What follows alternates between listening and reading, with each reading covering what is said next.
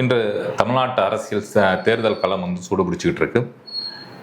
இதில் என்ன முக்கியமான விஷயம்னா, பிஜேபி சார்ந்த தலைவர்கள், பல்வேறு மாநிலங்களின் முதல்வர்கள், மத்திய அமைச்சர்கள் தமிழ்நாடு நோக்கி படையெடுக்க ஆரம்பித்திருக்கிறார்கள். தமிழ்நாடு அரசு குறித்தும் தமிழ்நாட்டின் அரசின் செயல்பாடுகள் குறித்தும் தொடர்ச்சியாக பல்வேறு விமர்சனங்களை பேசிக்கிட்டு இருக்காங்க. அதுதான் இன்னைக்கு டாக் ஆஃப் த டவுனாக மாறிக்கிட்டு இருக்கு. இதில் நிறைய பொய்களும் புரட்டுகளும் இருப்பதாகவும் ஒரு விமர்சனங்கள் எழுதுகிட்டு இருக்கு. இது குறித்தெல்லாம் பேசுவதற்காக இன்று நம்மோடு ரோஸ்டர் நியூஸ் நிர்வாகியுமா அரசியல் விமர்சகருமான தோழர் ராகுல் நம்மோடு இணைந்திருக்கிறார். வணக்கம். வணக்கம். இன்னைக்கு பியூஷ் கோயல் முதற்கொண்டு பட்னாவிஸ் வரைக்கும் பல்வேறு நபர்கள் தமிழ்நாட்டை நோக்கி வந்துகிட்டு இருக்காங்க. பல்வேறு விமர்சனங்கள் முன் வச்சுக்கிட்டு இருக்காங்க. கடன் வாங்கி தள்ளிட்டாங்க, தமிழ்நாடு அரசை நிர்வகிக்க முடியாத அளவுக்கு கடனில் தத்தளிச்சுக்கிட்டு இருக்கு, ஒட்டுமொத்தமாக மூழ்கக்கூடிய கப்பலாக மாறிக்கிட்டு இருக்குங்கிற மாதிரியெல்லாம் ஒரு பெரிய பிம்பத்தை உருவாக்குறதுக்கு முயற்சி பண்ணிட்டு இருக்காங்க. இது குறித்து என்ன உங்களோட கருத்து? சரி, பியூஷ் கோயலுடைய ஸ்டேட்மெண்ட்டை நான் கேட்டேன். அதே நேரத்தில் தேவேந்திர ஃபட்னவிஸ் அவருடைய ஸ்டேட்மெண்ட்டை நான் கேட்டேன். ஒரு விதமான டூல் கிட்ட வச்சுட்டு தான் இவங்க வந்திருக்காங்க. டூல் கிட்ட என்னென்னா, டிஎம்கே அரசாங்கத்தில் மிகப்பெரிய அளவில் கடன் தொல்லை இருக்குது, டிஎம்கே அரசாங்கத்திடம் இருக்கக்கூடிய கஜானா காலியாயிருச்சு, எம்கே ஸ்டாலின் ஒரு மிகப்பெரிய அளவில் கடனை வாங்கி அனைத்துமே தமிழ்நாட்டு மக்கள் தலையில் கட்டிட்டாரு, இந்த எல்லா பணமுமே குடும்ப அரசியலுக்கு அவங்க செலவு பண்ணிட்டாங்க. I'll ask you one thing. ஒரு பிஸ்னஸ் செய்யும்போது அந்த தொழிலுக்காக நீங்கள் வீட்டில் இருக்கக்கூடிய பணத்தை கொஞ்சம் கொஞ்சமாக சேர்த்து நீங்கள் அந்த பிஸ்னஸ் தொடங்குவீங்க, இல்லைன்னா அந்த பிஸ்னஸை பெருக்குவதற்காக கடன் வாங்குவீங்க, ரைட்? ஆனால் எவ்வளோ கடன் வாங்குவீங்க, அதுதான் ஒரு மிகப்பெரிய கேள்வி. இப்போ உங்களுடைய வருமானம் 100 ரூபாயாக இருந்துச்சுன்னு வச்சுக்கோங்க, எவ்வளோ கடன் வாங்கலாம்? ஒரு 10 ரூபா வாங்கலாம், 20 ரூபா வாங்கலாம், 30 ரூபா வாங்கலாம். ஏன்னா உங்கள்ட்ட இருக்கக்கூடிய கடன், அந்த கடனை திருப்பி செலுத்துவதற்கான கெப்பாசிட்டி உங்கள் கையில் இருக்கும். தமிழ்நாடு எவ்வளோ கடன் வாங்கியிருக்கு? 10 லட்சம் கோடி ரூபாய் என்று கூறுகிறார்கள். தமிழ்நாட்டுடைய ஜிடிபி என்ன? 40 lakh crore rupees, 40 லட்சம் கோடி ரூபாய். அப்போ தமிழ்நாட்டு அரசாங்கம் வாங்கிய கடன் 25% of the total GDP of Tamil Nadu. Now I will take you to another side. இன்னொரு நபர் இருக்கிறார், அவருடைய வருமானம் 100 ரூபாய், வாங்கிய கடன் 80 ரூபாய். மீதம் இருக்கக்கூடிய 20 ரூபாய் வீட்டில் இருக்கக்கூடிய குடும்பத்திற்கு நீங்கள் சாப்பாடும் கொடுக்கணும், ட்ராவல் செலவும் கொடுக்கணும், மற்ற விஷயங்களும் பண்ணணும், சேமிப்பும் பண்ணணும். சேமிப்பு எங்கே வரணும்னு தெரியல, because you are already in depth. Tamil Nadu அரசாங்கம் இங்கே ப்ரோக்ரெசிவ் அரசாங்கம், டெவலப் நடக்கிறது, ஃபேக்ட்ரிஸ் இருக்குது, இண்டஸ்ட்ரீஸ் இருக்குது. அப்போது நீங்கள் போட்ட பணத்தை பெருக்கிக் கொண்டிருக்கிறீர்கள், அந்த கடனையும் உங்களால் நிச்சயமாக திருப்பி கொடுக்க முடியும்.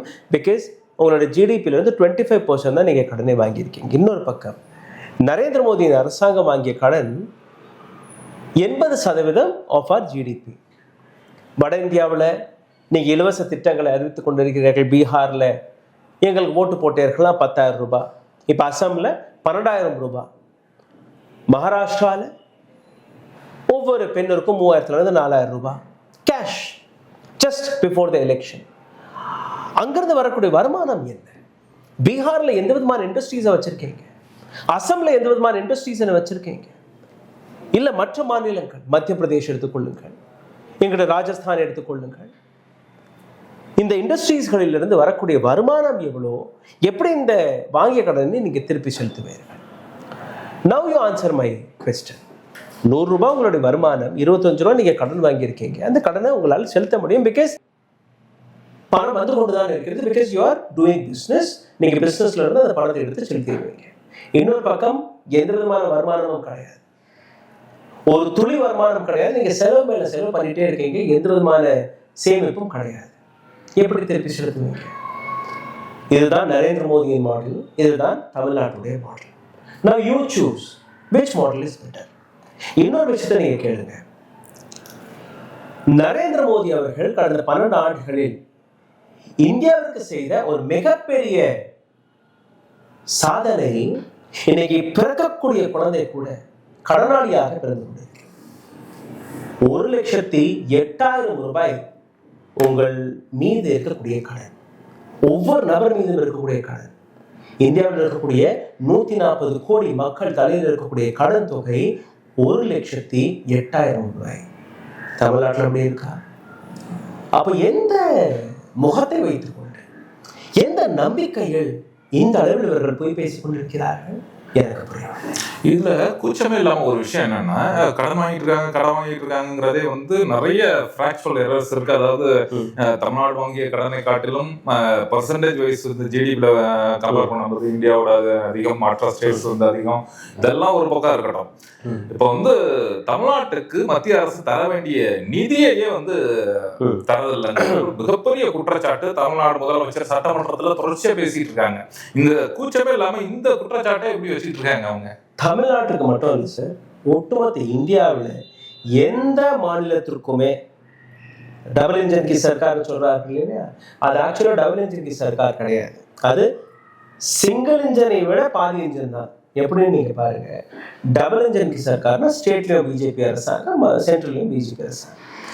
இப்போ பிஜேபி ரூலிங் ஸ்டேட்ல இருந்து எதற்காக எந்த விதமான அலிகேஷன் வர்றதில்லை, எங்களுக்கு பணம் கொடுக்கல, எங்களுக்கு பட்ஜெட்ல பற்றாக்குறை இருக்கு, எந்த மாநிலமே கொடுக்கறது இல்லையா.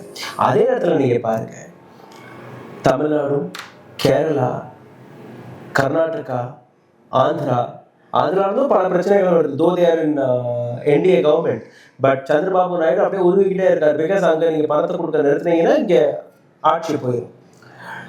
2024 இருந்து இன்னைக்கு வரை நரேந்திர மோடியின் அரசாங்கம் ஒரு மைனாரிட்டி அரசாங்கம் தான் இருக்குது. இதை நீங்க மறந்துடுறீங்க. என்னைக்கு வேணாலும் இப்ப பாருங்க, நீங்க நிதிஷ்குமார் அவர் நீங்க ராஜ்யசபாவில் கூட்டிட்டு வந்தீங்க. Nitish Kumar said nothing doing, I will stay here until என்னுடைய கோரிக்கைகளை நீங்க பூர்த்தி செய்யாத விட. So they have a hold. இன்னைக்கும் நிதிஷ்குமாரோட ஹோல்டு இருக்கு. இன்னும் சீஃப் மினிஸ்டர் அங்கே அறிவிக்கப்படவில்லை. நிதிஷ்குமார் ஸ்டில் சீஃப் மினிஸ்டர் தேர். செகண்ட்லி, இப்போ இந்த ஒட்டுமொத்த விஷயத்தை நீங்க பார்க்கும்போது நரேந்திர மோடியின் அரசாங்கம் கடந்த 12 வருடங்களாக அவர்கள் படைத்த சாதனைகளாக இருக்கட்டும், அல்ல அவர்கள் செய்த அட்டூழியங்களாக இருக்கட்டும், இந்த அனைத்துமே இந்தியாவை கிட்டத்தட்ட ஒரு 20 ஆண்டுகள் பின்னோக்கி தான் எடுத்து சென்றிருக்கிறது ஒழிய நீங்க காட்டக்கூடிய இந்த டெவலப்மெண்ட் மாடல் அதெல்லாம் எதுவுமே கிடையாது. பிகாஸ் டெவலப்மெண்ட்டுங்கிற பேர்ல ஷோ யூ ஒன் பட்டியல். பிகாஸ் இந்த டெவலப்மெண்ட்டுங்கிற வார்த்தையை பியூஷ் கோயலும் பயன்படுத்தி இருக்கிறார் அண்ட் ஃபட்னவிஸ் அவர்களும் பயன்படுத்தி இருக்கிறார். அதே மாதிரி தமிழ்நாட்டு மக்கள் உறுதி எடுக்கணும், நரேந்திர மோடிக்கு ஓட்டு போட்டு இந்த அரசாங்கம் வந்தால்தான் உங்களுக்கு நாங்கள் மெட்ரோ திட்டத்தை கொண்டுட்டு வருவோம், அந்த திட்டத்தை கொண்டுட்டு வருவோம். ஸோ சென்ட்ரல் கவர்மெண்ட்ல இருந்து தமிழ்நாட்டு இல்லை மற்ற அனைத்து மாநிலங்களுக்கு வரக்கூடிய அந்த நிதி எஜுகேஷன் பாலிசியை வைத்து நீங்க மும்மொழி கொள்கையை நீங்க கொண்டுட்டு வந்தால் தான் நாங்கள் பணமே கொடுப்போம். அப்போ அது மிரட்டலா இல்லையா, பிளாக்மெயிலா இல்லையா? 2200 கோடி ரூபாய் ஏதோ பிச்சை கேட்கல தமிழ்நாடு கொடுத்த பணத்திற்கு நாம் கொடுக்கக்கூடிய 1 ரூபாய் மத்திய அரசாங்கம் திருப்பி கொடுப்பது 29 பைசா. பீகார் அவங்க 1 ரூபாய் கொடுத்தா பீகாருக்கு 7 ரூபாய் கொடுக்குறீங்க. உத்தரப்பிரதேசத்துக்கு 3 ரூபாய் 50 பைசா கொடுக்குறீங்க. அதே மாதிரி மற்ற மாநிலங்களுக்கு, அதாவது சென்ட்ரல் கவர்மெண்ட் இது போன்ற மாநிலங்களுக்கு அதிக லாபத்தை கொடுத்து வருகிறது. தமிழ்நாடு 1 ரூபாய் கொடுக்கும்போது திருப்பி கொடுப்பது வெறும் 29 பைசா. அப்போ நம்மளுடைய பணம் அதிகமாகவே இருக்கு. சரி, வரக்கூடிய ஜிஎஸ்டி ஷேர் அதை நீங்க சரியா கொடுக்குறீங்களா, நேரத்துக்கு கொடுக்குறீங்களா? கிடையாது. எஜுகேஷனுக்காக தமிழ்நாட்டிற்காக வரக்கூடிய நிதியை சரியாக கொடுக்குறீர்களா? கிடையாது. இந்த உக்கி புயல் இல்லை மற்ற புயல்லாம் வருது. அந்த புயல் வரும்போது இந்த மாதிரி இவ்வளோ எங்களுக்கு தேவைப்படும் என்று ஸ்டேட் கவர்மெண்ட் எடுத்து வைக்கும்போது இல்லை இவ்வளோதான் நீங்கள் வச்சுக்கோங்கன்னு சொல்கிறாங்க. அதில் வேற நிர்மலா சீதாராமன் போன்ற நபர்கள் ஒரு திமிரு பேச்சு தான் அந்த இடத்துல நான் பார்க்குறேன். இவ்வளோதான் கொடுக்க முடியும். But what is Tamil Nadu doing? தமிழ்நாட்டில் இருக்கக்கூடிய 38,000 ஃபேக்ட்ரிஸ் இந்தியாவிலேயே ஒரு மிகப்பெரிய அளவில் இண்டஸ்ட்ரியல் ரெவல்யூஷனை கொண்டு வந்த ஒரு மாநிலம். எஜுகேஷனில் நீங்கள் பாருங்கள், தமிழ்நாட்டை தாண்டி வேறு எந்த மாநிலத்திலுமே இந்த அளவில் இன்ஜினியரிங் காலேஜ் கிடையாது, இந்த அளவில் மெடிக்கல் காலேஜஸ் கிடையாது. கவர்மெண்ட் காலேஜ்களில் நீங்கள் பாருங்கள், கிட்டத்தட்ட 1 லட்சம் ஸ்கூல் பள்ளிக்கூடங்கள், 1 லட்சம் பள்ளிக்கூடங்கள் அண்டர் நரேந்திர மோடிஸ் கவர்னன்ஸ் மூடப்பட்டிருக்கிறது. குஜராத்தில் மூடப்பட்டிருக்கிறது. குஜராத்தில் இருக்கக்கூடிய மருத்துவமனைகளை போய் பாருங்க. நான் ஏதோ சென்னை நகரத்தில் இருக்கக்கூடிய மருத்துவமனை தான் நல்லா இருக்கும்னு நான் நினைச்சேன். பட் சமீபத்தில் ஒரு சில அவுட்ஸ்கர்ட்டுக்கு போக எனக்கு வாய்ப்பு கிடைக்கிறது. தமிழ்நாட்டுக்குள்ளேயே பல இடங்கள்ல நான் பார்க்கக்கூடிய அந்த மருத்துவமனைகள், அங்கே இருக்கக்கூடிய இந்த ஃபெசிலிட்டிஸ் எல்லாம் பார்த்து நிச்சயமாக ஒரு ப்ரைவேட் ஹாஸ்பிட்டலை விட பெட்டராக ஒரு ஸ்டேட் நடத்தி வருகிறது என்றால் அதில் ஒரு ஸ்டேட் தமிழ்நாடும் இருக்கு. தமிழ்நாட்டை போன்ற மற்ற மாநிலங்களும் இருக்கிறது. தமிழ்நாட்டையும் அதற்கான ஒரு பாராட்டை நீங்கள் தெரிவித்து தீர வேண்டும். ரெண்டாவது, கல்வி முறையை நீங்கள் பாருங்கள். What is the education standard of north India and what is the education standard of south India? அப்போ வரக்கூடிய வரி வீதத்தை, வரக்கூடிய சலுகைகளை நீங்கள் தடுத்து நிறுத்தும் போது ஒரு ஸ்டேட்டுக்கு வேற எந்த வழியுமே கிடையாது. நீங்கள் சொல்றீங்க இல்லையா, லிக்கரை முடக்குங்கள், டாஸ்மார்க்கை முடக்குங்கள். எந்த மாநிலத்திற்குமே டாஸ்மாக் போன்ற ஒரு விஷயம் அந்த மாநிலத்திற்கு வரக்கூடிய வருமானம், நீங்க மற்ற வருமானத்தை முடக்கிவிட்டு இந்த வருமானத்தையும் நீங்க நிறுத்தி விட்டு எப்படி நீங்க பண்ண முடியும்? குஜராத்ல கம்ப்ளீட்டா பேன் செய்ததாக நீங்க கூறுகிறீர்கள். ஆனால் குஜராத்தை பொறுத்தவரைகள் இதையும் சொல்லியிருக்கிறார், போதைப் பொருள் இந்தியா முழுவதும் வரக்கூடிய அந்த என்ட்ரி பாயிண்ட் எதுனா முத்ரா போர்ட், அடானியோடைய போர்ட். கடந்த 10 ஆண்டுகளில் எத்தனை ரேட்ஸ்கள் அங்கே நடந்திருக்கிறது, எத்தனை கிலோகிராம் போதைப் பொருட்கள் பிடிபட்டிருக்கிறது நீங்க சிந்திக்க வேண்டும். இங்கே தமிழ்நாட்டில் போதைப் பொருள் வளர்ந்துருச்சு, அது ஆயிடுச்சு, இது ஆயிடுச்சு. But what is the root of that drugs? Everything is from Mundra port. ஒரு பக்கம் முத்ரா போர்ட், இன்னொரு பக்கம் மணிப்பூர், நார்த் ஈஸ்ட்.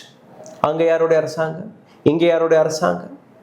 அப்போ எங்கேருந்து இந்த போதைப் பொருட்கள் இந்தியா முழுவதும் வருகிறது? தமிழ்நாட்டில் மட்டும்தானா? கிடையாது. தமிழ்நாடு, பஞ்சாப், டெல்லி, குட்காவ், மகாராஷ்டிரா, ஒவ்வொரு மாநிலத்திற்குள்ளேயும் வரக்கூடிய போதைப் பொருட்கள் அதற்கான 2 வழிதான். ஒரு பக்கம் குஜராத், இன்னொரு பக்கம் நார்த் ஈஸ்ட். யார் கட்டுப்பாட்டுக்குள் இருக்கிறது? யார் இதை கண்ட்ரோல் செய்ய வேண்டும்? அமித்ஷாவிற்கு இது தெரியவில்லையா? இந்தியாவுடைய நேஷனல் செக்யூரிட்டி என்ன ஆகிறது? அப்போ எப்படி நீங்க தமிழ்நாட்டிற்குள் போதைப் பொருட்கள் அதிகரித்து விட்டது? நிச்சயமாக ஒரு கன்சர்னிங்கான விஷயம். தமிழ்நாட்டு அரசாங்கம் அதற்கான மெஷர்ஸ்களை நிச்சயமாக எடுக்க வேண்டும். இதில் எந்த விதமான மாற்று கருத்தும் கிடையாது. அண்ட் கைதானக்கூடிய நபர்கள், அவர்கள் மீது ஒரு ஸ்ட்ராங்கான ஆக்ஷன் எடுக்க வேண்டும். இதிலும் எந்த விதமான மாற்று கருத்தும் கிடையாது. பட் ஒரு போதைப் பொருளை தடுத்து நிறுத்துவதற்கான ரூட் காஸை நீங்க தடுப்பீர்களா? ஆனால் அங்கிருந்து நீங்க எக்ஸ்போர்ட் பண்ணிட்டே இருப்பீங்க, தமிழ்நாடு போன்ற மாநிலத்திற்கு நீங்க வித்துக்கொண்டே இருப்பீங்க. ஏன்னா அங்க அடானியோடைய வருமானத்தில் யாருமே கை வைக்கக்கூடாது, அவருடைய வருமானம் குறைஞ்சு போகும். ஹிண்டன்பர்க் ரிப்போர்ட்டுக்கு அப்புறம் அவருடைய வருமானம் அப்படியே 50% ஆயிருச்சு.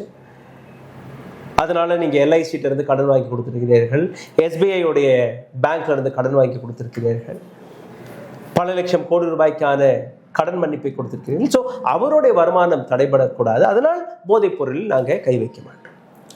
But everything is coming to தமிழ்நாடுன்னு இதை பற்றி நீங்க பேசுறது இல்லை. நீங்க சொல்றத பார்த்தா ஏதோ அபின்வார்ன் தொடுத்த மாதிரி தமிழ்நாட்டு மேல ஒரு போதைப் பொருள் வாரே தொடுப்பு. தமிழ்நாடு மட்டும் இல்லை சார், ஒட்டுமொத்த இந்தியாவில் இந்த போதைகள் போகிறது. ஒட்டுமொத்த இந்தியாவில். It is not only Tamil Nadu. Mudra போர்ட்ல இருந்து கிளம்பி அதே கப்பல் வழியாக, ரோடு வழியாக தூத்துக்குடி வரை போய் தூத்துக்குடியிலிருந்து டிஸ்ட்ரிபியூட் ஆகிறது. Right? And it is all on record. It is all on record. சென்னையில் பிடிபட்டார்கள், அவர்களுடைய ரூட் குஜராத்தில் போகும். இன்னும் எங்கெல்லாம் போதைப் பொருட்கள் பிடிபடுகிறதோ அது அவர்களுடைய பின்புலத்தை போய் பார்த்தீர்கள்னா, கொஞ்சம் இன்வெஸ்டிகேஷன் செய்து பார்த்தீர்களா, எல்லாமே எதற்காக அந்த கனெக்ஷன் குஜராத்தில் போய் நிற்கிறதுன்னு நீங்கள் கேட்க வேண்டும். But they will not do it because their super boss is sitting there. இப்போ பட்னாவிஸோட பேச்சு பார்த்தோம், நானும் பார்த்தேன். அதில் நிறைய விமர்சனங்கள் ஒரு கான்ட்ரவர்சியான விமர்சனங்கள் உருவாயிருக்கு. இப்போ மதுரைக்கு மெட்ரோ நாங்கள் அலகேட் பண்ணுறோம், ராமசீனிவாசன் ஜெயிச்சா அலகேட் பண்ணுறோம்னு சொன்னாங்க. ஏற்கனவே பிஜேபி அரசு இங்கே போதுமான மக்கள் தொகை இல்லை, அதனால மெட்ரோ மதுரை கொண்டு வர முடியாதுன்னுட்டு ஓப்பனாக அறிவிச்சிட்டாங்க பிஜேபி அரசு. அப்படி இருக்க பட்சத்தில் இவர் எப்படி கொண்டு வருவாருங்கிற ஒரு கேள்வி வைக்கிறாங்க. இன்னொரு பக்கம் இன்னொரு கேள்வி வைக்கிறாங்க, நீ போய் எப்படி கொண்டு வருவ? இவ்வளோ எம்பிஸ் இருக்காங்க, அவங்கெல்லாம் பார்லிமெண்ட்ல பேசுறாங்க, கோரிக்கைகள் வைக்கிறாங்க, அவங்களுக்கெல்லாம் செய்யாத பிரதமர் நீ கேட்டா மட்டும் செய்வார்னா அப்புறம் அவர் உனக்கு மட்டும் எம்பியா இல்ல ஒட்டுமொத்த மக்களுக்கு எம்பியாங்கிற மாதிரி எல்லாம் கேள்விகள், நிறைய கான்ட்ரவர்சியல் கொஸ்டின்ஸ் வருது. சிஎம்மும் அது மாதிரியான கேள்விகளை கேட்டிருக்காங்க, அதுக்கு அண்ணாமலை பதில் சொல்லியிருக்காரு. இது மாதிரி இந்த விஷயங்களை பத்தி என்ன நினைக்கிறீங்க? வரும் ஆனா வராது. ஒரு காமெடி இருக்கு இல்லையா, அதுதான் இது. வரும் ஆனா வராது. எய்ம்ஸ் வந்தது 2019ஆம் ஆண்டு. இப்போ அரசாங்கத்துடைய கணக்குப்படி நீங்க பார்த்தீர்கள்னா 40% தான் கட்டியிருக்காங்க. AIIMS was suppose to come 3 years before. இன்னும் ஒரு 5 வருஷம் பிடிச்சா கூட இந்த வேகத்தில் முடியாது. பட் இப்போ எலெக்ஷன் வருது இல்லையா, அதனால பிஜேபி ஒரு ஸ்டேட்மெண்ட் கொடுத்துருக்கு. அக்டோபர் மாதத்தில் நரேந்திர மோடி அவர்கள் வந்து ரிப்பனை கட் பண்ணுகிறார். கடந்த 6 வருடத்தில் கட்டப்படாத ஒரு எய்ம்ஸ் எப்படி 3 மாசத்துல கட்ட போறீர்கள்? முதல் கேள்வி. ரெண்டாவது, இதே மெட்ரோவுக்கு வந்துடலாம். மெட்ரோவை பொறுத்தவரையில் இது ஒரு மத்திய அரசாங்கத்துடைய திட்டம். நிச்சயமாக நான் தொடக்கத்திலே கூறியபடி ஆஸ் எ ஸ்டேட் தமிழ்நாடு இந்தியாவுடைய ஜிடிபியில் ஒரு மிகப்பெரிய கான்ட்ரிபியூட்டராக இருக்கு. 10% இந்தியாவுடைய ஜிடிபியிலிருந்து 10% கான்ட்ரிபியூஷன் வெறும் தமிழ்நாடு மட்டுமே கொடுக்கிறது.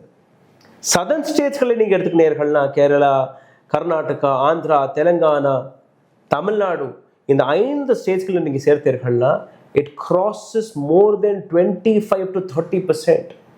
அவ்வளவு முக்கியமாக இருக்கக்கூடிய மாநிலங்கள் எந்த விதத்தில் நீங்க பேசுறீங்கன்னு எனக்கு புரியல. ரெண்டாவது, நீங்க பார்த்தீர்கள்னா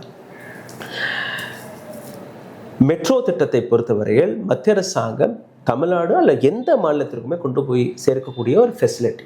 ஏன்னா தமிழ்நாடு ஒரு மிகப்பெரிய இண்டஸ்ட்ரியல் ஹப்பாக இருக்கும்போது இங்கே இதெல்லாம் தேவை. And it is your responsibility and duty. But இது சாத்தியமாக கிடையாது. ஏன்னா மதுரையை பொறுத்தவரையில் அல்ல கோயம்புத்தூரை பொறுத்தவரையில் அங்கே இருக்கக்கூடிய மக்கள் தொகை அந்த லெவல் கிடையாது. ஒரு நஷ்டத்தில் போகக்கூடிய ஒரு நிலை இருக்குது. இன்னும் சென்னை மெட்ரோவை பொறுத்தவரையில் சென்னை மெட்ரோவே இதுவரை லாபத்தை பார்க்கவில்லை. நிறைய பேர் மெட்ரோவை பயன்படுத்துவதில்லை. அப்போ மதுரை, கோயம்புத்தூர்லேயும் இது போன்ற இன்வெஸ்ட்மெண்ட்டை பண்ணீர்கள்னா அந்த இன்வெஸ்ட்மெண்ட் முதல்ல திரும்பி வராது. ரெண்டாவது, மதுரை நீங்கள் எடுத்துக்கிட்டீங்கன்னா Madurai is being a old city, old down. அங்கே பல ப்ரைவேட் பிளேயர்ஸ்களோட நீங்கள் நிலத்தை வாங்குகிற நிலை வரும். ஸோ அந்த நிலத்தை நீங்கள் கொஞ்சம் கொஞ்சமாக வாங்கி வாங்கி வாங்கி வாங்கி இந்த மெட்ரோ ப்ராஜெக்டை கொண்டு வருவதற்கு எத்தனை வருடங்கள் பிடிக்கும் என்று எனக்கு தெரியவில்லை. உங்கள் கையில் நிலம் இருக்குது, நிலத்தை ஒதுக்கி கொடுத்துருக்காங்க, அங்கே நீங்கள் பணத்தை போட்டு கட்டடத்தை கட்டணும். அதுவே உங்களால் பண்ண முடியலை எய்ம்ஸை பற்றி. இங்கே நீங்கள் நிலத்தை வாங்கணும். நிலத்தை வாங்கினதுக்கப்புறம் எல்லார்கிட்டையும் நோ அப்ஜெக்ஷன் அது வாங்கி அதுக்கப்புறம் நீங்கள் கட்ட ஆரம்பித்து எத்தனை வருஷத்துக்கான ப்ராஜெக்ட். அண்ட் அதுதான் பிஜேபி செய்யக்கூடிய ஒரு பியூட்டிஃபுல்லான விஷயம். அதாவது கதையை அடிச்சு விடுங்க, ரிசல்ட்டால எங்களுக்கு தேவையில்லை, அதான் வரோம், எப்போ வரோம்னு எங்களுக்கு தெரியாது. பட்னாவிஸோட இந்த ஸ்பீச் மேலே வந்து இன்னொரு விமர்சனம் வந்து பெரிய விமர்சனம் வருது. என்னென்னா வந்து மும்பைக்கு வரக்கூடிய பல்வேறு நிறுவனங்களை முதலீடுகளை வந்து ஒட்டுமொத்தமாக வந்து குஜராத் நோக்கி, காந்தி நகர் நோக்கி நகர்த்தக்கூடிய வேலை தொடர்ச்சியாக நடந்துகிட்டு இருக்கு. அந்த அதையே வந்து மாற்ற முடியாத பட்னாவிஸ் இதில் எப்படி மாற்றுவாருங்கிற ஒரு விமர்சனம். இதை ரொம்பவே ஆழமாக நீங்கள் பார்க்க வேண்டிய அவசியம் இருக்கு. ஏன்னா மும்பை அண்ட் தமிழ்நாடு இந்த 2 ஸ்டேட்டுக்கு நடுவில் தான் ஒரு மிகப்பெரிய காம்படிஷன் எப்போவுமே நடந்துட்டு இருந்தது. Mumbai financial capital of India, Tamil Nadu the industrial capital of India, medical capital of India. Right, medical and industry ரெண்டுமே தமிழ்நாட்டில் அதிகமாக இருக்குது. ஸோ தமிழ்நாட்டில் வரக்கூடிய வருமானம் நேச்சுரலாக ஆர்கானிக்காக வரக்கூடிய வருமானங்கள். பட் மகாராஷ்டிராவில் வரக்கூடிய வருமானம் அப்படி கிடையாது. மகாராஷ்டிராவில் உலகத்தில் இருக்கக்கூடிய அனைத்து இண்டஸ்ட்ரீஸ், மிகப்பெரிய கார்ப்பரேட் அவர்களுடைய ஆஃபீஸஸ் அங்கே தான் இருக்குது. அது வெளிநாட்டிலிருந்து வரக்கூடிய கம்பெனிகளாக இருக்கட்டும், உள்நாட்டில் இருக்கக்கூடிய கம்பெனிகளாக, எல்லாருடைய கம்பெனி ஆஃபீஸ் ஒன்றாவது மகாராஷ்டிராவில் இருக்கும். அங்கேருந்து தான் ஃபைனான்ஷியல் ட்ரேட் நடக்குது. ரெண்டாவது, மும்பையுடைய அந்த ஜியோகிராஃபிக்கல் லொக்கேஷன், இதை நீங்கள் புரிஞ்சுக்கணும். த கனெக்டிவிட்டி, எப்படி துபை உலகத்தின் ஃபைனான்ஷியல் கேபிட்டலாக மாறுதோ அதே மாதிரி Mumbai, Maharashtra is a financial capital because of the geo location. நீங்கள் மும்பை ஏர்போர்ட்லேருந்து உலகத்தில் எந்த பக்கம் வேணாலும் போகலாம். யூனோ, நீங்கள் இப்போ இங்கேருந்து நான் லண்டனுக்கு போகணும்னா I can't go directly to London from Chennai. நான் வந்து மும்பை போகணும், இல்லை டெல்லி போகணும், அங்கேருந்து அமெரிக்கா போகிறதுக்கும் அதே மாதிரி தான். பட் மும்பை மகாராஷ்டிராலேருந்து you have direct flights, direct connectivity. Mumbai to Dubai, Mumbai to Canada, Mumbai to Singapore, Mumbai to London, Mumbai to America, New Jersey, wherever you want to go, you can go. So இதுதான் மும்பைக்கு கிடைத்த ஒரு மிகப்பெரிய பரிசு, அந்த ஜியோ லொகேஷன். அதை வச்சு எல்லா கம்பெனிஸ்களுமே அங்கே மூவ் ஆக தொடங்கினார்கள். எல்லா கம்பெனியுமே அங்கே போக ஆரம்பிச்சு. So Mumbai became financial capital of India. நான் மிஸ்டர் நரேந்திர மோடி அவருடைய ஒரு கனவு, ஏன் மும்பை? பிகாஸ் எல்லா குஜராத்தியுமே பிஸ்னஸ் செய்யும்போது குஜராத்திகளுக்கு இந்த விஷயம் வரும். பிகேசின்னு ஒரு காம்ப்ளெக்ஸ் இருக்குது மும்பையில், அங்கே தான் பெரிய பெரிய ஆஃபீஸஸ் எல்லாம் இருக்கும். அதே மாதிரி we will shift it to Gujarat. Okay, குஜராத்தில் Ahmedabad no, will shift to Gandhinagar. Gandhinagar அவருடைய பல நண்பர்கள் இருக்கக்கூடிய இடம். காந்தி நகருக்கு இதை எடுத்துகிட்டு போகிறாங்க. காந்தி நகரில் எல்லாமே அங்கே ஷிஃப்ட் ஆகுன்னு ஃபோர்ஸ் எல்லாம் பண்ணி ஃபியூ பீப்புள் வெண்ட் ஆல்சோ. இப்போ அந்த கிஃப்ட் சிட்டியோட நிலை என்னென்னு பார்த்தீர்கள்னா அது ஃபெயிலியரான ஸ்கீமாக மாறிடுச்சு. ஏன்? Again I told that geo location is not there in Gandhinagar. Mumbai மகாராஷ்டிராவிற்கு வந்த நபர்கள் அந்த ஜியோ லொகேஷனை மையப்படுத்தி தான், குஜராத்தில் போகாத காரணம் அதே ஜியோ லொகேஷனை மையப்படுத்தி தான். குஜராத்தில் இருந்த டைரக்ட் ஃப்ளைட் எங்கே இருக்குது, கனெக்டிவிட்டி எங்கே இருக்குது? எதுவுமே கிடையாது. ஸோ கிஃப்ட் சிட்டியை பொறுத்தவரையில் ஒரு நபருடைய கனவு மட்டும்தானே ஒழிய அதை தாண்டி எதுவுமே கிடையாது. நரேந்திர மோடியை பொறுத்தவரையில் இரவு என்ன கனவை கண்டுகிறாரோ அதே அடுத்த நாள் காலையில் ஒப்பிக்கக்கூடிய வேலையை தான் அவர் பார்க்கிறாரா, இல்லை இதற்கு பின்னாடி இருக்கக்கூடிய சதியை நீங்கள் புரிந்து கொண்டீர்கள்னா, குஜராத்தில் இருக்கக்கூடிய ஒரு சில நபர்களுக்காக ஒட்டுமொத்த நாட்டுடைய இன்ட்ரெஸ்டையே காம்ப்ரமைஸ் செய்யக்கூடிய பிரதமரை தான் நீங்கள் பார்க்கிறீர்கள். அப்போது தமிழ்நாட்டில் அந்த அரசாங்கம் வந்தால், தமிழ்நாட்டில் இது போன்ற நபர்கள் உள்ள புகுந்தால், தமிழ்நாடு கடந்த 25 ஆண்டுகளாக எந்த அளவில் தமிழ்நாட்டுடைய இண்டஸ்ட்ரீஸ்களை வளர்த்து வந்திருக்கிறார்களோ அனைத்தையுமே சூறையாடக்கூடிய வேலையை இவர்கள் பார்ப்பார்கள். ராகுல், நீங்கள் பேசின விஷயங்கள்லேருந்து நிறைய புரியப்படுது. என்னென்னா, ஒட்டுமொத்தமாக இவங்க பிரச்சாரங்களில் பயன்படுத்தக்கூடிய அத்தனையும் பொய்ங்கிறது முக்கியமாக தெரியுது. இதில் பட்னாவிஸ் போன்றவர்கள் வாய்ஸ் அவுட் விடுறாங்க. ஒட்டுமொத்தமாக தன்னுடைய மும்பையில் இருக்கக்கூடிய ஃபினான்ஸ் கேபிட்டலை பாதுகாக்க முடியலை, அதை குஜராத்துக்கு தூக்கிட்டு போகிறாங்க. இந்த இடத்துல தன்னுடைய திறனை வச்சுக்கிட்டு இங்கே மெட்ரோ கொண்டு வரேன், தமிழ்நாட்டுக்கு மெட்ரோ கொண்டு வரேன், தமிழ்நாட்டுக்கு எய்ம்ஸை கொண்டு வரேன், இது போன்ற வாக்குறுதிகளை இங்கே மக்களை குழப்பக்கூடிய, த்ரெட்னிங் பண்ணக்கூடிய, நீ ஓட்டு போட்டோன்னா தான் இதெல்லாம் பண்ண முடியுங்கிற மாதிரியான த்ரெட்னிங் பண்ணக்கூடிய வேலைகளை பல்வேறு வடநாட்டு தலைவர்கள் தமிழ்நாட்டில் பண்ணிட்டு இருக்காங்க. அவர்களுக்கும் பதில் சொல்லக்கூடிய ஒரு நிர்பந்தத்துக்கு நாம் தள்ளப்பட்டுக்கிட்டு இருக்கோம். இந்த பொய் புரட்டுகள்லாம் தொடர்ச்சியாக அம்பலப்பட்டுக்கிட்டே வந்துகிட்டு இருக்கு. இந்த பிஜேபி அரசுகளோட பொய் புரட்டுகள், இவங்களுடைய பொருளாதாரம் சார்ந்த விஷயங்கள்லாம் மக்கள்கிட்ட அம்பலப்பட்டு போயிட்டு இருக்கு.